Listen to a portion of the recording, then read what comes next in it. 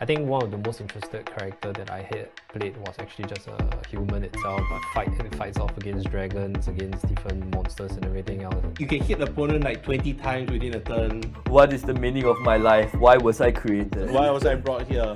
I can sit in the corner. I can bless Sanctuary. There are meant to be very specific weapons to be thrown, but as a DM, just let your players throw anything. Escaping reality is one thing. You get to really cast magic, play with a fighter who is actually strong and everything. Yeah. What was your first characters?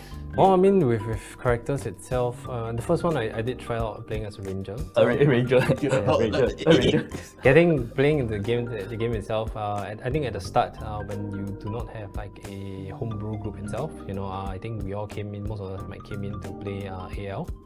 To get everyone acquainted, AL is the Adventurers League. It's more of an official gameplay, like different shops to be able to run games, so you can port your character in between the different shops, play different modular games. Yeah, it's actually more to help out players who want to play, but there are issues with scheduling, which is one of the big problems if you try to have a homebrew itself, and the fact that if you have something that's a bit more standardized, it helps you move around as well to meet new people, playing the group itself.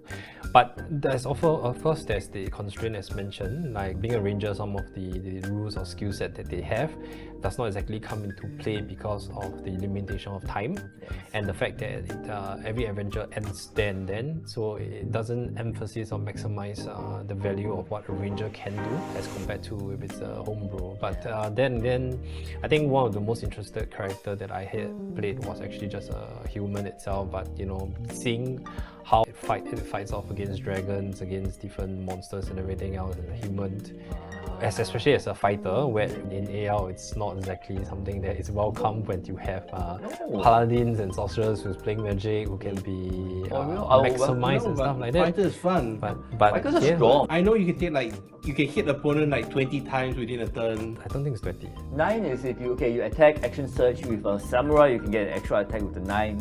You can always get more with the Gloomstalker, but that's also 4/4. But essentially, you can often slash someone, which is pretty funny if you realize that this is all happening within 6 seconds. 9 slashes within 6 seconds. I think the most fun I had was playing a cleric. Just being the healer of the party, then I realized my paladin can also heal people. My other warlock can also heal people. Then I'm not special. What can I do? I can sanctuary and just sit in the corner and sulk. What is the meaning of my life? Why was I created? Why was I brought here? I can sit in the corner, so I pass without trace, and I bless sanctuary. So essentially, anyone who goes into my cloud of whatever darkness it is gets temporary health, and then it just makes the fight really weird because I don't know what is going on, because I see out the fog and then I see people fighting. Like, I'm just going to relax I'm just going here. to stand here in my This safe is my space. This is my zone. Anybody coming in here, you guys need help. It's my coming no-no here. square, even though it's a circle. It's my no-no square. It's my no-no square.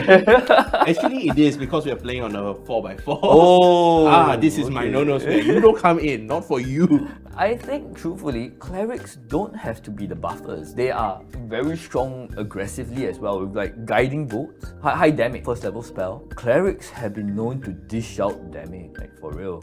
Yeah. Twilight even, yeah. Because Twilight Cleric gives you weapon proficiency for like martial weapons, so like a lot of weapons, you just stay and just beat. Smack someone. Just collect weapons in case I lose them, because I have a tendency to throw them and lose them. D&D problems. So I throw a sword and then you lose it. Like, what are you gonna do? You throw an expensive sword, it's gone. Your DM doesn't let you find it anymore. What are you gonna do? Oh, you just buy a new one. Yeah, or you just loot off your enemies. Throw your weapon at them, you lose it.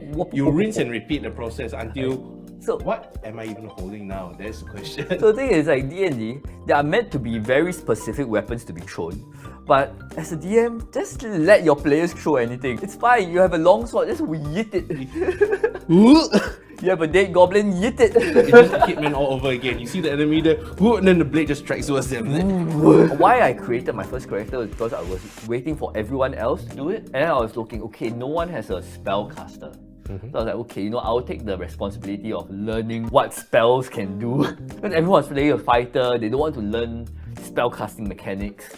So it's just like, okay, you know what, fighter, barbarian, and to be that weird, I'm so quirky guy, sorcerer, half orc. So imagine all them like beefed out barbarians, warriors. Then there's one half orc just going there with a rose and a staff. Yes. Then what do you do? I cast magic punch. I cast punch. You see, your charisma is like low, but your strength is very high. Yes, that was actually the build. I mean, I had a good enough charisma to multi-class into sorcerer, so this was years before the metas like came out for character building. I think it would be funny. Multi-class a sorcerer into a paladin. Oh, that would be so funny. And then years later, it was the meta. I think the problem with just multi-class is if you actually play with the laws itself, it just makes your character look insane. Like, I was literally playing the same starter kit, right? I was a sorcerer going in, I went to the fountain. The fountain, you can pray to Timora, the Lady Luck, right? Lady Goddess of Luck. And I prayed to her and she allowed me to become a paladin to her. So yeah, that was very thematic and I went down that route. Yeah, we plays towards the team, sure. Exactly. You don't need the optimal build. You just make what is funny for you. If it works, it works. There are a lot of different kinds of players. Some players like to min-max, power gamers. Some like the story, the thematics. Some like to just be there with friends. And some are the crazy players who just want to do the weirdest thing. I have one. He's a good friend of ours. But he's smart. He is smart. He comes up with ideas, and there's that. Whenever he says this line, DM, I have a question.